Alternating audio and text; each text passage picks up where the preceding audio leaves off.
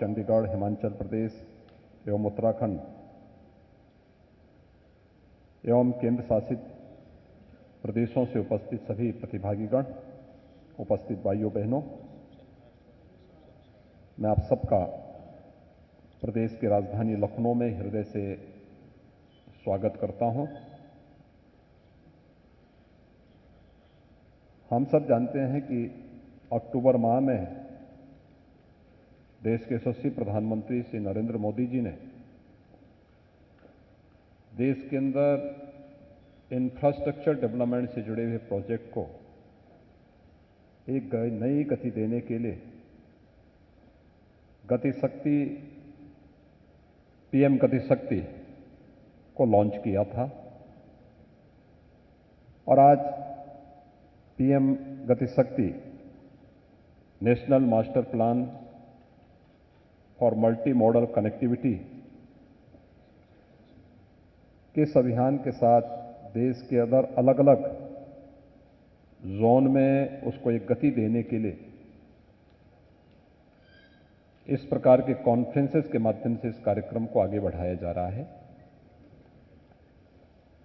राज्य स्तर पर गतिशक्ति पोर्टल लॉन्च किए जाने के लिए प्रदेश सरकार द्वारा विभिन्न एजेंसियों को डाटा एकत्र करते हुए उसे अद्यतन किए जाने के संबंध में प्रेरित किया जा रहा है और प्रदेश में प्रथम चरण में 16 विभाग और एजेंसियों को परियोजनाओं का एकीकरण भी किया जा रहा है। द्वितीय चरण में राज्य सरकार के 11 विभाग और एजेंसियों को गतिशक्ति पोर्टल पर एकीकृत किए जाने हेतु चिन्हित भी किया गया है। राज्य सरकार द्वारा Bhaskaracharya national institute for space applications, NGO informatics तथा रिमोट सेंसिंग एप्लीकेशन सेंटर से समन्वय कर एपीआई लिंक पर वर्तमान में उपलब्ध डाटाबेस को गतिशक्ति पोर्टल पर तेजी से लिंक किया जा रहा है। हमारी सरकार ने 2017 में आने के बाद प्रदेश के अंदर न केवल कानून व्यवस्था की स्थिति को बेहतर बनाया है, बल्कि अलग अलग सेक्टर में निवेश की इन संभावनाओं को आगे बढ़ाने के लिए अपनी सेक्टोरियल पॉलिसीज भी प्रदेश के अंदर लागू की, जिसके बेहतर परिणाम आए। प्रधानमंत्री जी की मंशा के अनुरूप उनके मार्गदर्शन में, उनकी प्रेरणा से प्रदेश में अधिक से अधिक निवेश आए, इसके लिए तमाम प्रकार के रिफॉर्म भी प्रदेश सरकार ने किए। आज इसका परिणाम है कि 2015-16 में Uttar Pradesh ease of doing business में 14वें स्थान पर था और आज मुझे बताते हुए प्रसन्नता है कि समयबद्ध ढंग से किए गए प्रयासों का परिणाम है कि ईज ऑफ डूइंग बिजनेस में उत्तर प्रदेश नंबर 2 स्थान पर देश के अंदर वर्तमान में है। उत्तर प्रदेश आज देश की एक बड़ी अर्थव्यवस्था के रूप में आगे बढ़ रहा है। मुझे याद है जब 2017 में हमारी सरकार आई थी, तब राज्य का कुल बजट, वार्षिक बजट मात्र 2 लाख करोड़ रुपए का था और मुझे स्वयं इस चीज को लेकर के कि इतनी बड़ी आबादी के राज्य में 2 लाख करोड़ रुपए से हम यहां पर किन अवस्थापना सुविधाओं का विकास कर पाएंगे, गरीब कल्याणकारी कौन सी योजनाओं को आगे बढ़ा पाएंगे। हमने प्रदेश के रिसोर्सेस को बढ़ाए, यहां के राजस्व को बढ़ाने में और फिर प्रदेश के अन्य कार्यक्रमों को आगे बढ़ाने का कार्य किया। प्रदेश की बेहतर कानून व्यवस्था ने इसमें एक बड़ा योगदान दिया। विगत 4.5 पौने 5 वर्ष के अंदर उत्तर प्रदेश में एक भी दंगा न होना, उत्तर प्रदेश के अंदर चल रही तमाम उस प्रकार की विसंगतियों को, जो उत्तर प्रदेश के विकास में और उत्तर प्रदेश में निवेश में सबसे बड़ी बाधा थी, उसे एक समयबद्ध तरीके से हम लोगों ने प्रदेश से दूर करते हुए निवेश के लिए निवेश मित्र पोर्टल गठित किया। आज देश के निवेश के लिए सिंगल विंडो प्लेटफॉर्म का यह देश का एक महत्वपूर्ण प्लेटफॉर्म तो बना ही है, जिसके माध्यम से हम लगभग 340 सेवाएं प्रदान कर रहे हैं। जमीनी धरातल पर उतरते हुए दिखाई दिए हैं, या तो उनमें प्रोडक्शन प्रारंभ हो चुका है या उन पर तेजी के साथ निवेश प्रदेश के अंदर वर्तमान में भी चल रहा है। हमने कोरोना, इस वैश्विक महामारी कोरोना के दौरान भी प्रदेश के अंदर किसी भी प्रकार के इंफ्रास्ट्रक्चर डेवलपमेंट के या कंस्ट्रक्शन के वर्क को हमने बाधित नहीं होने दिया। हमने वहां पे हेल्प डेस्क बनवाए, हमने वहां पर कोविड केयर सेंटर भी स्थापित किए। किसी भी औद्योगिक संस्थान को हम लोगों ने कोरोना कालखंड में भी बंद नहीं होने दिया। हां, सावधानियां जरूर बरती। वहां पे कोविड हेल्प डेस्क बने, वहां पे कोविड केयर सेंटर भी बने। कुछ वे संस्थान और कुछ राज्य सरकार उनको मदद करेगी, और दोनों ने मिलकर के बेहतर परिणाम दिए, जिससे यहां पर जीवन और जीविका, प्रधानमंत्री जी की भावनाओं के अनुरूप जीवन और जीविका को बचाने में हमें बेहतर मदद मिली। उत्तर प्रदेश, ये वही उत्तर प्रदेश है जो 2017 के पहले देश के विकास में बाधक माना जाता था। ये वही उत्तर प्रदेश है जो 2017 के पहले गरीब कल्याणकारी योजनाओं में सबसे पीछे माना जाता था। लेकिन आज देश के अंदर चलने वाली केंद्र और राज्य सरकार की इन सभी योजनाओं में उत्तर प्रदेश अग्रणी भूमिका के साथ कार्य कर रहा है। चाहे वह जितनी भी ऐसी योजनाएं हैं, उन सभी योजनाओं को एक क्रमबद्ध तरीके से हम लोगों ने आगे बढ़ाया, और विगत 5 वर्ष के अंदर प्रदेश के अंदर इंफ्रास्ट्रक्चर डेवलपमेंट ने भी एक नई गति पकड़ी है। गति और शक्ति एक दूसरे के प्रतीक है। अगर शक्ति है तो स्वाभाविक रूप से गति भी होगी, और गति है तो वह अपने आप इस बात को साबित करता है कि इसके पीछे शक्ति जरूर होगी। तो स्वाभाविक रूप से पीएम गति शक्ति इंफ्रास्ट्रक्चर डेवलपमेंट को एक समयबद्ध तरीके से आगे बढ़ाने का एक बेहतरीन माध्यम है, एक बेहतरीन प्लेटफॉर्म हम सबके लिए स्थापित करने जा रहा है।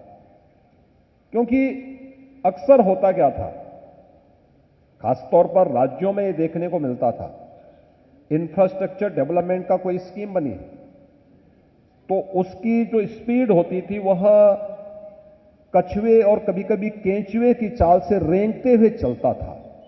स्वाभाविक रूप से उसके साथ जुड़ी हुई एजेंसियां और उसके साथ जो एक कॉकस जुड़ जाता था, वह उसकी स्पीड को न केवल बाधित करता था बल्कि उसके माध्यम से एक सामान्य नागरिक के जीवन को भी बाधित करता था, पूरी व्यवस्था को बाधित करता था।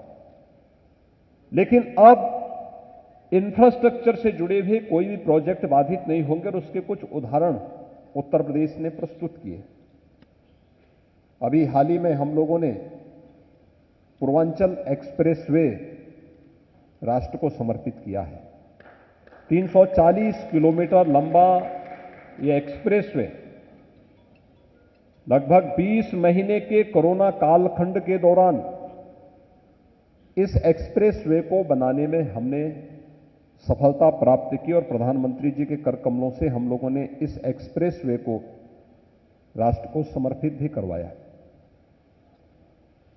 यह उत्तर प्रदेश के पूर्वी अंचल को, जो आर्थिक रूप से कमजोर माना जाता था,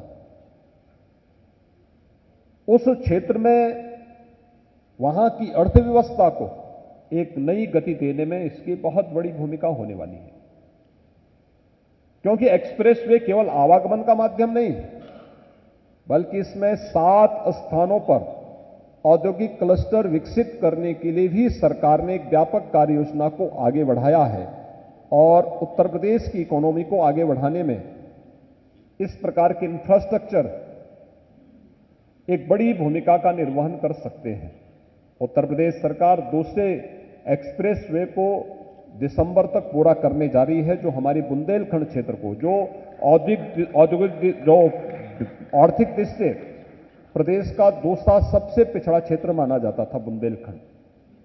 बुंदेलखंड के सभी जनपदों को कवर करते हुए यह आगरा लखनऊ एक्सप्रेसवे को चित्रकूट के साथ जोड़ता है और दिसंबर तक हम इस एक्सप्रेसवे को भी पूरा करने जा रहे हैं। गोरखपुर लिंक एक्सप्रेसवे पर युद्ध स्तर पर कार्य चल रहा है। मेरठ दिल्ली 12 लेन का एक्सप्रेसवे आवागमन के लिए खुल चुका है। आज आप देखते होंगे, दिल्ली से आप मेरठ आना चाहते हैं, 3 साल 4 साल पहले अगर कोई जाता था उसको 3 से 4 घंटे लगते थे। आज आप जाइए दिल्ली से मेरठ, 45 मिनट के अंदर आप दिल्ली से चल करके मेरठ के अंदर आप अपने गंतव्य तक पहुंच सकते हैं। गंगा एक्सप्रेसवे, जो देश का सबसे बड़ा एक्सप्रेसवे बनने जा रहा है, 96% भूमि का अधिग्रहण हम लोग कर चुके हैं और इसी महीने प्रधानमंत्री जी के कर कमलों से हम इस एक्सप्रेसवे का शिलान्यास भी कराने जा रहे हैं। बलिया लिंक एक्सप्रेसवे, आप स्पीड देख सकते हैं, 1947 से लेकर 2017 तक उत्तर प्रदेश में 1.5 एक्सप्रेसवे बने थे, कुल 1.5 एक्सप्रेसवे, और 2017 से 21 के बीच में हम वर्तमान में 6 एक्सप्रेसवे पे कार्य कर रहे हैं, जिनमें से एक कंप्लीट हो चुका है, एक अगले माह पूरा होने जा रहा है, एक को हम 2022 के मध्य तक पूरा कर लेंगे और शेष दिल्ली मेरठ एक्सप्रेसवे पूरा हो चुका है और शेष एक्सप्रेसवे पर भी युद्ध स्तर पर कार्य चल रहे हैं, जिनमें से 5 को राज्य सरकार अपने रिसोर्सेज से बना रही है और एक पर भारत सरकार ने योगदान दिया है। एयर कनेक्टिविटी, यह वही उत्तर प्रदेश है। 24 से 25 करोड़ की आबादी के लिए हमारे प्रदेश में केवल 2 एयरपोर्ट फंक्शनल थे, एक लखनऊ का और एक वाराणसी का। आज हमारे पास पिछले 5 वर्ष के दौरान हमने 9 एयरपोर्ट फंक्शनल किए हैं। इससे पहले 2017 तक प्रदेश के अंदर जो 2 एयरपोर्ट फंक्शनल थे, केवल 25 गंतव्य स्थलों तक उत्तर प्रदेश की कनेक्टिविटी थी। आज हम 80 से अधिक स्थलों पर, देश और दुनिया के 80 से अधिक स्थलों पर एयर कनेक्टिविटी से उत्तर प्रदेश जुड़ा हुआ है। 11 एयरपोर्ट पर वर्तमान पे हमारे कार्य चल रहे हैं, जिन क्षेत्रों में कोई सोचता नहीं था। हम चित्रकूट में भी एयरपोर्ट बना रहे हैं, ललितपुर में एयरपोर्ट बन रहा है, सोनभद्र में हमारा एयरपोर्ट बन रहा है। इस आजमगढ़ के नाम से लोग भयभीत होते थे, वहां पे हमारा पूर्वांचल एक्सप्रेस उसी के बीच से होते हुए जा रहा है और वहां पर हमारा एक एयरपोर्ट बन रहा है। सहारनपुर में एयरपोर्ट का कार्य युद्ध स्तर पर चल रहा है। अलीगढ़, मुरादाबाद, श्रावस्ती, यानी 11 स्थलों पर हमारे नए एयरपोर्ट वर्तमान में बन रहे हैं और आप देखेंगे 2023 तक उत्तर प्रदेश देश का पहला राज्य होगा जिसके पास 5 इंटरनेशनल एयरपोर्ट होंगे। कुशीनगर इंटरनेशनल एयरपोर्ट प्रधानमंत्री जी ने 20 अक्टूबर को देश को समर्पित किया है, वहां पर वायु सेवा प्रारंभ हो चुकी है। मेट्रो, आज प्रदेश के 4 नगर मेट्रो की सेवा से जुड़ चुके हैं। दिसंबर माह में हम कानपुर की मेट्रो भी प्रारंभ करने जा रहे हैं। आगरा में मेट्रो का कार्य युद्ध स्तर पर चल रहा है। गोरखपुर में मेट्रो के लिए पीआईबी ने अपनी सहमति दे दी है और अब हम उस पर तेजी के साथ आगे कार्य बढ़ाने जा रहे हैं। प्रदेश के अंदर देश का पहला वाटरवे नंबर 1 वाराणसी से हल्दिया के बीच में प्रारंभ हो चुका है और अन्य तमाम ये कार्यक्रम जो प्रदेश के अंदर होने हैं। आज उत्तर प्रदेश 2017 के पहले यही उत्तर प्रदेश था जिसके बारे में ये मान्यता थी कि अगर कहीं से भी जाना हो, अगर कहीं पे आपको सड़कों पर गड्ढे दिखाई दें और सायंकाल सूर्यास्त के बाद कहीं से अंधेरा दिखाई दे तो मान लो उत्तर प्रदेश की सीमा आ चुकी है। आज उत्तर प्रदेश की इंटर स्टेट कनेक्टिविटी 4 लेन के साथ जुड़ चुकी है, चाहे वो नेपाल के साथ जुड़ी हुई सीमा हो। जितने भी हमारे मार्ग नेपाल से जुड़ते हैं, हमने 4 लेन की कनेक्टिविटी दी है। बिहार, झारखंड, छत्तीसगढ़, मध्य प्रदेश, राजस्थान, हरियाणा, उत्तराखंड, इन सब के साथ जुड़ी हुई हमारी सभी सीमाएं 4 लेन की कनेक्टिविटी के साथ जुड़ चुकी हैं। प्रदेश के हर जनपद मुख्यालय को 4 लेन के साथ जोड़ा गया है। प्रदेश के हर तहसील मुख्यालय को और विकासखंड मुख्यालय को 2 लेन की कनेक्टिविटी दी गई है। विद्युत की आपूर्ति, हम ग्रामीण क्षेत्र में भी 16 से 18 घंटे की विद्युत की आपूर्ति कर रहे हैं और इस माह से हम प्रयास कर रहे हैं कि प्रदेश के अंदर गांव हो या शहर, सभी जगह 24 घंटे की विद्युत की आपूर्ति हम प्रदेश के अंदर अनवरत करेंगे और यह उत्तर प्रदेश आज इस प्रक्रिया को पूरे युद्ध स्तर पर उतारने का कार्य कर रहा है। प्रदेश के अंदर भारत सरकार के सहयोग से तमाम बड़े बड़े कार्य हो रहे हैं। उत्तर प्रदेश के अंदर अगर हम देखते हैं तो eastern and western dedicated freight corridor है, इन दोनों का जो मिलन है, ये उत्तर प्रदेश के ही दादरी के बोड़ाकी में, ये दोनों प्रदेश के अंदर मिलते हैं और लॉजिस्टिक हब बनाने की एक बड़ी कार्य योजना को लेकर के भारत सरकार के सहयोग से हम वहां पे आगे बढ़ रहे हैं। प्रदेश के अंदर चाहे वह मल्टी मॉडल लॉजिस्टिक हब हो या मल्टी मॉडल ट्रांसपोर्ट हब के निर्माण की इस कार्रवाई को तेजी के साथ आगे बढ़ाने का कार्य किया जा रहा है। फ्रेट विलेज के रूप में वाराणसी में प्रधानमंत्री जी ने 2018 में ही इसे राष्ट्र को समर्पित किया है। जेवर एयरपोर्ट, आप सोच सकते हैं सरकार की मंशा अगर साफ होती है तो बड़ी से बड़ी चुनौती को भी बहुत सहजता के साथ उसका समाधान निकाला जा सकता है। अभी प्रधानमंत्री जी ने विगत दिनों नोएडा इंटरनेशनल एयरपोर्ट जेवर में उसका शिलान्यास किया है। यह एयरपोर्ट जब बनेगा तो एशिया का सबसे बड़ा एयरपोर्ट होगा और यह एयरपोर्ट हम वहां पे बना रहे हैं जहां पे आज से 7-8 वर्ष पहले भट्टा पारसोल की घटना घटित हुई थी, जहां किसान मारे गए थे, जहां पर तमाम बड़े बड़े विवाद हुए थे। महीनों तक मीडिया की सुर्खियों में क्षेत्र बना हुआ था, आवागमन बाधित था। वहां पर हम लोग अपने देश का सबसे बड़ा एयरपोर्ट बना रहे हैं और आप आश्चर्य करेंगे, कोई आंदोलन नहीं, एक भी किसान असंतुष्ट नहीं और मुआवजा भी उन किसानों को 4 गुना नहीं दिया गया। ग्रामीण क्षेत्र है, दुगने मुआवजे में उन्होंने सभी ने अपनी लैंड को मुख्यमंत्री आवास पर आकर के समर्पित किया, रजिस्ट्री किया है। 3300 एकड़ लैंड उन्होंने पहले चरण में दे दी और 5000 एकड़ लैंड को अभी वे हमें समर्पित करने वाले हैं। संवाद की एक बहुत बड़ी ताकत होती है। शासन और प्रशासन संवेदनशील तरीके से अगर जनता के साथ संवाद बनाती है तो बड़ी से बड़ी समस्या का समाधान हो सकता है।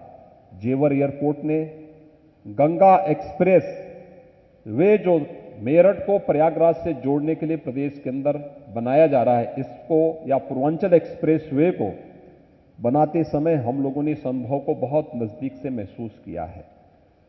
एक जनता के साथ संवाद हो और तकनीक का बेहतर उपयोग अगर हम कर लें तो स्वाभाविक रूप से भ्रष्टाचार मुक्त व्यवस्था में संवेदनशील प्रशासन उस बड़ी से बड़ी चुनौती को बड़ी सहजता के साथ अपने साथ जोड़ने में सहायक हो सकता है।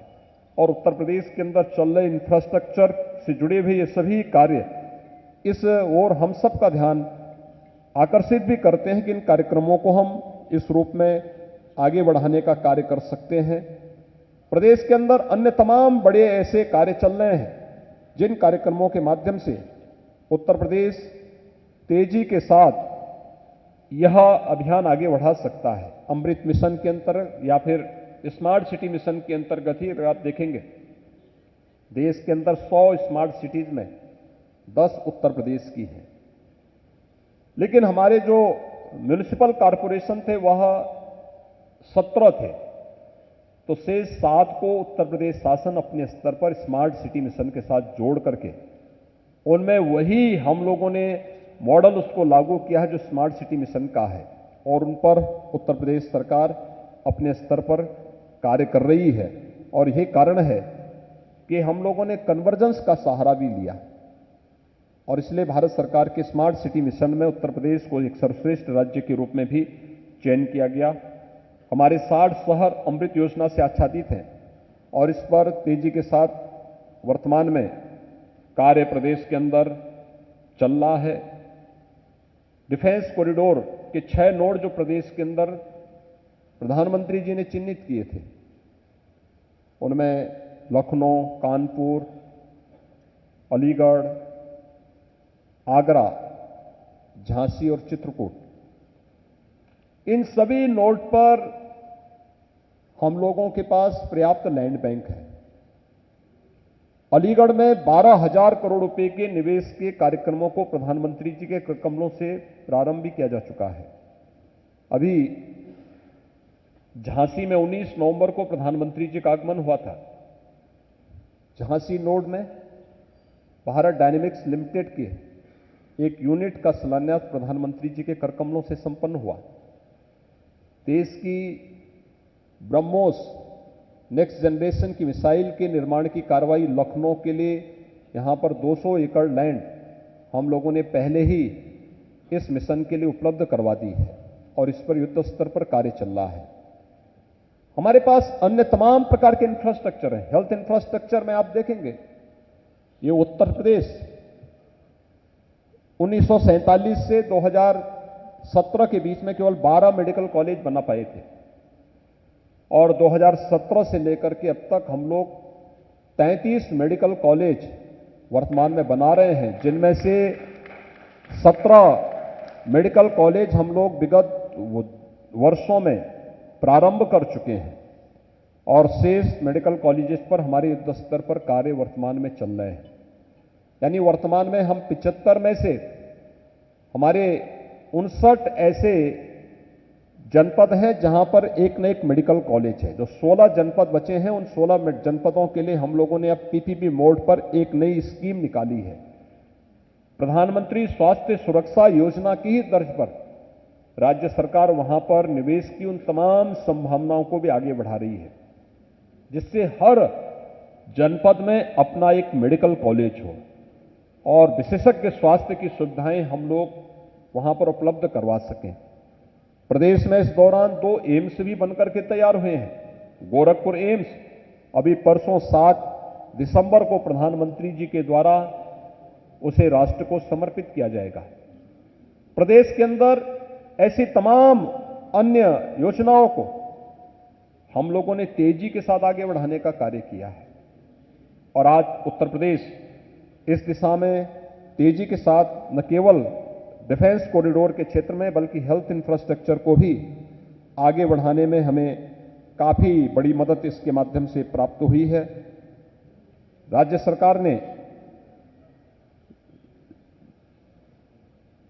मैं इस अवसर पर आप सबको ये बताना चाहूंगा कि हम लोगों ने इन्वेस्ट इंडिया की तर्ज पर इन्वेस्ट यूपी, जो हमारी निवेशकों की सुविधा और उनको हर प्रकार की सहायता उपलब्ध कराने के लिए एक समर्पित संस्था के रूप में गठित किया है, और इन्वेस्ट यूपी ने तेजी के साथ अपना कार्य प्रारंभ किया है। अंतर्विभागीय समन्वय की दृष्टि से भी पीएम गतिशक्ति एक महत्वपूर्ण प्लेटफॉर्म साबित होगा, इसमें कोई संदेह नहीं होना चाहिए। और हम लोगों ने अंतर्विभागीय समन्वय के माध्यम से हमारा जो सिंगल विंडो प्लेटफॉर्म से जुड़ा हुआ निवेश मित्र पोर्टल है, उसके कार्य की स्पीड को और उसके कार्य की गति को भी हम लोगों ने बहुत नजदीक से महसूस किया है। और मुझे विश्वास है कि पीएम गति शक्ति इंफ्रास्ट्रक्चर से जुड़े हुए इन सभी कार्यक्रमों को आगे बढ़ाने में मददगार साबित होगा। एक बार फिर से मैं आज यहां पर पीएम गति शक्ति नॉर्दर्न जोन कॉन्फ्रेंस के इस कार्यक्रम में अपने योग्य मार्गदर्शन के लिए माननीय अश्विनी वैष्णव जी का, श्री देवभूत सिंह चौहान जी का हृदय से धन्यवाद देता हूं और आप सभी महानुभावों का मैं एक बार फिर से प्रदेश की राजधानी लखनऊ में आगमन पर हृदय से स्वागत करता हूं और विश्वास करता हूं कि आप सब अपने अनुभव का लाभ और प्रदेश शासन को इस दिशा में क्या कुछ प्रयास करने हैं इन सभी को आपस में अपने अपने प्रेजेंटेशन के माध्यम से हम पर उपलब्ध कराएंगे। हमें आप सबके अमूल्य सुझाव का हम स्वागत करेंगे और मुझे विश्वास है कि हम मिलकर के प्रधानमंत्री जी की मंशा के अनुरूप भारत को दुनिया की सबसे बड़ी अर्थव्यवस्था के रूप में आगे बढ़ाने में हम सभी राज्य मिलकर के भी उसमें अपना अपना योगदान देंगे। आप सबके प्रति मेरी शुभकामनाएं। धन्यवाद। जय हिंद। नमस्कार, मैं हूं मानक गुप्ता। अगर आपको हमारा ये वीडियो पसंद आया हो तो इसे लाइक और शेयर जरूर करें और हां, हमें सब्सक्राइब और फॉलो करना ना भूलें ताकि आप देश और दुनिया की कोई खबर मिस ना करें। तो जुड़े रहिए हमारे साथ और देखते रहिए News 24।